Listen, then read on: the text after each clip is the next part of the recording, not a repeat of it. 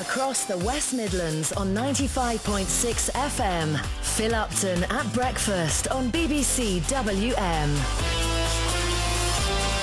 If you listened to this time yesterday morning, you'll have heard me talking to the pupils at Wolverhampton Girls High School who are in the running to produce a real-life version of BBC One's Question Time. They're in the final of a school's Question Time, where they're up against 9 other schools from across the UK. Last night, their chance to impress the judges when they hosted their Question Time event in Wolverhampton. A rehearsal, I suppose, for what they would do if they were to actually win and host the show themselves. They chose their own panellists, invited members of the local community to join the audience as well. One of them was our Black Country reporter, Chris Blakemore.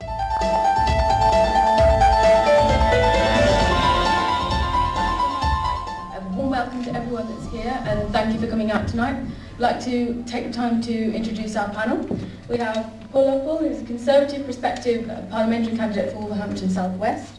We have Robin Lawrence, who's the Liberal Democrat Perspective parliamentary candidate for Wolverhampton South West and Wolverhampton City Councillor. We have Emma Reynolds, who is the Labour Perspective parliamentary candidate for Wolverhampton North East. The first question today is from Fiona Taylor. Who is to blame for the problems at Stafford Hospital?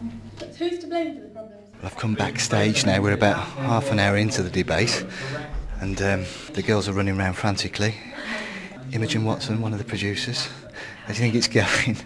I think it's going quite well, actually, now that people have sort of loosened up. It's just like the real television show, because people are getting quite aerated down there, aren't they?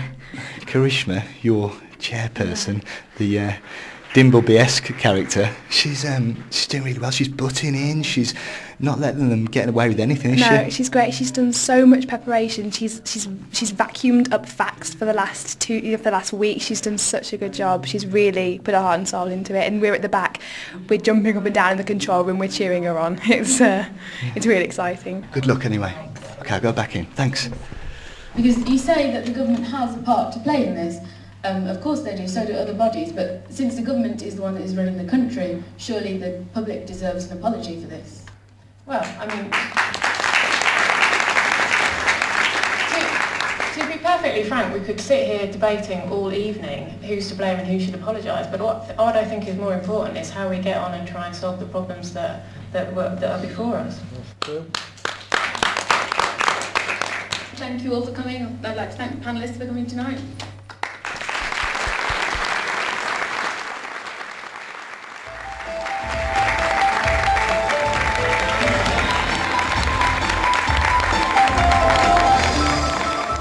Kind of expect David Dimbleby just to appear every time we hear that piece of music, isn't it? Like the man in the Mr. Ben costume shop. Where did he go? The students from Wolverhampton High School for Girls will find out if they've won next month.